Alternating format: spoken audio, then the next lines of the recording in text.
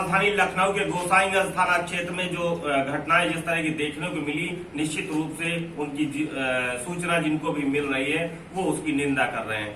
आज हम राष्ट्रीय युवा हिंदू वाहिनी के राष्ट्रीय अध्यक्ष महंत गोस्वामी अनुराग भृगुवंशी से हम इस संबंध में बातचीत कर रहे हैं और हम जानना चाहते हैं कि उनका मत क्या है। हम ये जानना चाहेंगे कि जिस तरह से पत्रकार किसी की भी जरूरत लगती है तो हर एक को जरूरत लगती है पत्रकार की। सरकार की जो योजनाएं हैं उनका प्रचार प्रसार करने की बात हो तो भी पत्रकारिता की ही जरूरत है। या किसी तरह का अपराध अगर हो रहा है तो उसकी एक जो सही बात है वो निकाल के सामने लाने में एक तरह से मध्यस्थ जनता और सरकार के बीच में मीडिएटर का काम पत्रकार करते हैं और उनके लिए तमाम सारे रिस्क रहते हैं। आज जिस तरह की घटनाएं यहाँ पर हमें गोसाईगंज थाने में देखने को मिली कि एक कुछ जो दरोगा है वहां पर जय सिंह, इनके द्वारा एक जो जानकारी ऐसी आई कि वहां पर अवैध रूप से वो खुद वसूली कर रहे थे और उसमें जब कुछ पत्रकारों को ये सूचना मिलती है कि यहाँ पर पुलिस द्वारा अवैध रूप से वसूली की जा रही है और वो उनके खिलाफ अगर खबर चलाते हैं तो इस तरह की बातें सामने आती हैं कि उनको तुरंत मुकदमा लिखा जाता है और तुरंत उनको जेल भेज दिया जाता है। क्या कहेंगे आप?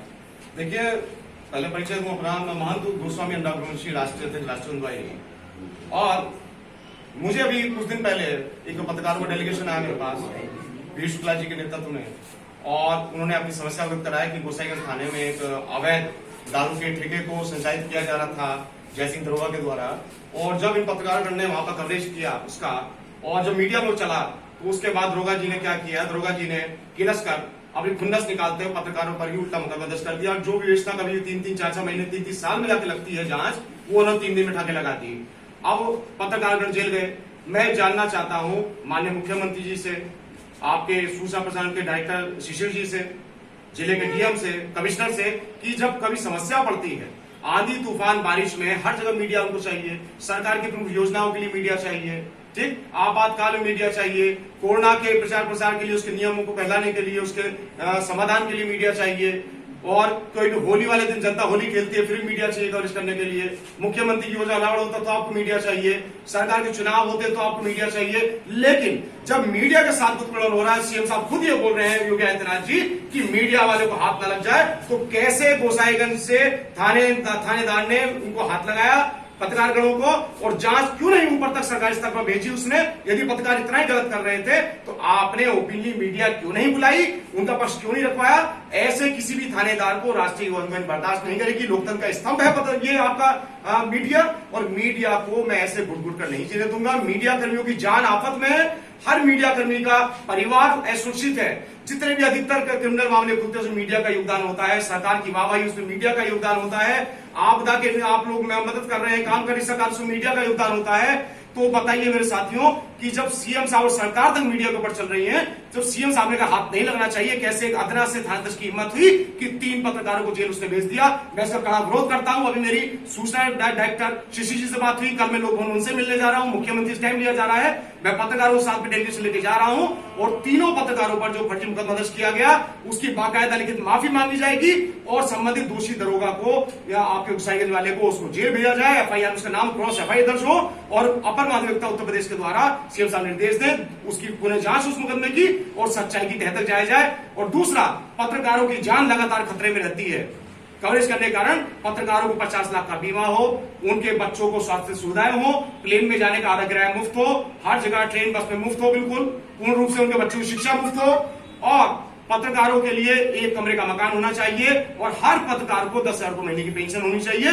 पत्रकार ही वो स्तंभ है जो समाज को सही माने जीवित रखे हैं, सरकार को जीवित रखे हैं, सरकार के अच्छे कर्मों को जीवित रखे हैं, माननीय मुख्यमंत्री जी को सही सलामत बनाए हुए हैं, सरकार को बनाए हुए हैं।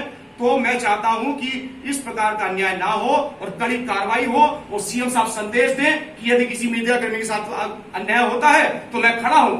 मैं अपने मुख्यमंत्री से पूछना चाहता हूं, आपके निर्देश के बावजूद भी ऐसे दरोगाओं की थानाध्यक्ष की कैसे हिम्मत पड़ी पत्रकारों को जेल भेजने की? क्योंकि उनकी चोरी पकड़ी गई। हर थानाध्यक्ष काम कर रहा है आज की तारीख में, दारू के ठेके चला रहे हैं तरीके से। यदि मीडिया उसको कवरेज करती है तो क्या उसको जेल भेज दिया जाएगा? पत्रकारों को आप लोग जेल भेजेंगे? आप लोग अपराधियों की मीडिया करते हैं, आपने पत्रकारों की मीडिया क्यों नहीं करी? अरेस्ट करके जेल जाते टाइम आपने क्यों नहीं उनका पक्ष रख दिया मीडिया के सामने? मैं पुरजोर विरोध करता हूं और आह्वान करता हूं कि समस्त मीडिया, इलेक्ट्रॉनिक मीडिया तब तक कार्यबाधित रखे जब तक आपको न्याय न मिल जाए, और मुख्यमंत्री जी स्वयं बुलाए मिलने के लिए और मेरे पत्रकार बंधुओं का दर्द समझें। तब तक राष्ट्रीय हिंद वाहिनी आपके साथ है, उनकी आखिरी बूंद तक साथ हूं, अनवरत लड़ूंगा, तीनों पत्रकारों को निर्दोष साबित कराकर रहूंगा। माफी मांगनी पड़ेगी सरकार को, बाकायदा थानदस को जेल भेजकर उस पर मुकदमा चलाया जाए, तब जाके पत्रकारों का जो अपमान हुआ है, पत्रकारिता का जो अपमान हुआ है, लोकतंत्र के चौथे स्तंभ का जो अपमान हुआ है, वो थोड़ा सा सम्मान बहाल होगा।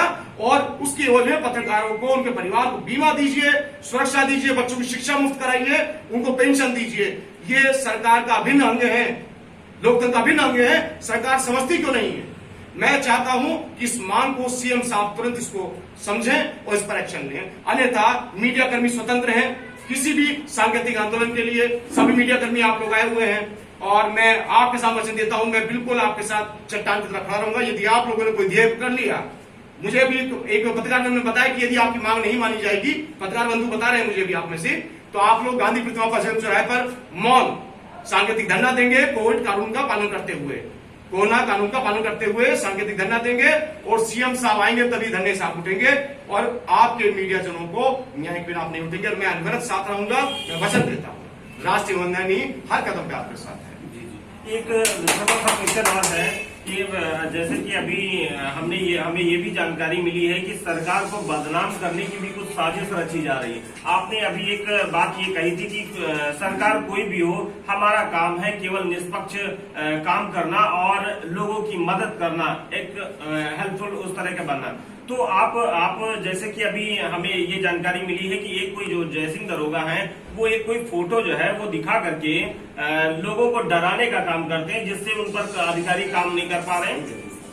देखिए, ये दरोगा जी हैं जो पूर्व टोटी वाले जो हमारे अध्यक्ष थे, वो मुख्यमंत्री टोटी चोर जो थे, वो उनके साथ में फोटो है इनका, और ये निरंतर पत्रकार को डराते हैं कि मैं इतना करीब हूं, सरकार आने वाली है। और ऐसे दरोगा ये योगी आदित्यनाथ जी की सरकार को बदनाम कर रहे हैं, ये बाहर नहीं जेल में होने चाहिए, इनको थाना ना मिले जीवन के अंदर। ये देखिए इस दरोगा की करतूत, आप, ये पत्रकार को धमकाता है, इन नेताओं को धमकाता है, ये कहकर धमका रहा है कि 7 महीने बाद अखिलेश आ रहे हैं, फिर देखिए योगी का क्या होगा, सरकार का क्या होगा, तो सोचिए पत्रकारों का क्या होगा। मुख्यमंत्री जी जाग जाइए, पत्रकारों को साथ दीजिए, और ऐसे दरोगाओं को जिन्होंने पत्रकार झूठा मुकदमा किया है, सरकार को बदनाम कर रहे लोग, इनको सलाखों के पीछे होना चाहिए, लोग बाहर नहीं होने चाहिए। मैं निवेदन करता हूं मुख्यमंत्री जी से, इस लोकतंत्र के चौथे स्तंभ को बचा लीजिए, अन्यथा ऐसे दरोगा जो धमकी की राजनीति कर रहे हैं, सही मायने थाना नहीं चला रहे, वो लोग राजनीति कर रहे हैं, बिके हुए ये लोग। और ये टोटी चोर के लिए बोलते हैं कि वो आएगा और आपको सबक सिखाएगा, तो मीडिया कर्मी राष्ट्रीय हिंद डरने वाली नहीं है। ऐसे किसी दरोगा से भ्रष्ट जो सरकार को बदनाम करने का काम कर रहे हैं, योगी आदित्यनाथ के लिए कोई भी गलत करेगा या सरकार धमकाएगा पत्रकारों को, तो राष्ट्रीय हिंद वाहिनी उसके बीच में खड़ी होगी और उसको मुंहतोड़ जवाब देगी। एक छोटा सा और क्वेश्चन ये है कि क्या आपको लगता है कि चुनी हुई जनता द्वारा चुनी हुई सरकार को लगातार भ्रष्ट प्रशासनिक अफसरों द्वारा साजिश रची जा रही है? जैसे कि जन शिकायत प्रणाली है, वो एक झूठ का पुलिंदा है, क्योंकि वहां पर उसमें केवल एक ऑनलाइन तो दिखाता है कि हमारे पास ये शिकायतें आई और उनका निस्तारण हो गया, और सरकार को जो जानकारी जाती है वो गलत जानकारी जाती है, क्योंकि ये लोग उस पर झूठी रिपोर्टें लगाते हैं। सबसे बड़ा उदाहरण बताता हूँ जी, मैं पिछले साल महाराष्ट्र में संतों की हत्या हुई थी, उस पर उद्धव ठाकरे ने बोला कि गलतफहमी थी, उसके ऊपर मैं मुखर हुआ। मैंने अयोध्या में संतों को साथ लिया, कानपुर में लिया, फिर मथुरा में जा रहा था, संतों सानिध्य में वहां के जो डीएम थे सर्वग्राम मिश्रा जी, वो अखिलेशवादी थे, और उन्होंने मेरे एक सांकेतिक कार्यक्रम को, जो मैं कोरोना मरीज को सम्मानित करने गया था, पुलिसकर्मी सम्मानित करने गया था, संतों से मिलने गया था, उन्होंने मुझ पर 10 मुकदमे लगवाए, मुझे राष्ट्रपति लगवाई, और उन्होंने सरकार को बदनाम करने का काम किया कि हिंदूवादी नेता सरकार के विरोध में काम करके। ऐसा नहीं है, हम एकलव्य हैं योगी जी के, वो हमारे द्रोणाचार्य हैं, हमने उनकी प्रतिमा लगाकर हमने आज तक राजनीति की है, हमने कुछ मांगा नहीं है, कभी मांगेंगे नहीं, निस्वार्थ शिष्य हैं। और ऐसे डीएम, ऐसे अधिकारीगण निरंतर कोशिश कर रहे हैं कि जो भी इस सनातनी सरकार को, योगी सरकार को हिला सके, नुकसान पहुंचा सके अधिकारी कर रहे हैं, इसीलिए वो लोग जनता के मामले हिलावानी कर रहे हैं। आपने कल का अखबार पढ़ा हो तो जन अदालत वो लगाते हैं सीएम साहब अपने यहाँ, जनता दरबार लगाते हैं, उसमें लोग छोटे छोटे समस्याएं लेकर सीएम साहब पे आ रहे हैं, जो ब्लॉक स्तर से, एसडीएम स्तर से, सीओ स्तर से हो जाने चाहिए। तो सीएम साहब समझ रहे हैं कि अधिकारी किस प्रकार से सरकार को पलटा लगा रहे हैं और योगी राज को हटाने के लिए निरंतर लगे हैं, क्योंकि ये लोग अखिलेश राज के रहने वाले हैं। मुझ पर राजस्व लगाई थी तो केंद्र सरकार ने समझा मुझे और उन्होंने 1 महीने 21 दिन की रिकॉर्ड टाइम मेरी राजस्व हटाई, और आज मैं फिर से आप लोगों के लिए काम कर रहा हूं। ये लोग निरंतर सीएम साहब की आंख पर पट्टी बांध रहे हैं। सीएम साहब को ऐसे अधिकारी को सस्पेंड करना होगा, सजा देनी होगी जो जनता को जो है लगातार लूट रहे हैं, सरकार को बदनाम कर रहे हैं, इतनी अच्छी सरकार को बदनाम कर रहे हैं। और यही काम पत्रकारों के साथ हुआ है। ये वही अधिकारी हैं जो लोग सत्ता बदलने के इंतजार में हैं, और ये लोग जनता को भड़काते हैं उनका काम ना करके, उनको परेशान करके, ताकि ये सत्ता विरोधी हो जाए। ये उनकी चाल है। सीएम साहब समझे, इन पर कार्रवाई कराएं। अगर आपको ये हमारा वीडियो पसंद आया हो तो हमारी वीडियो को लाइक करें, चैनल को सब्सक्राइब करें, शेयर करें और हाँ, बेल आइकन दबाना ना भूलें।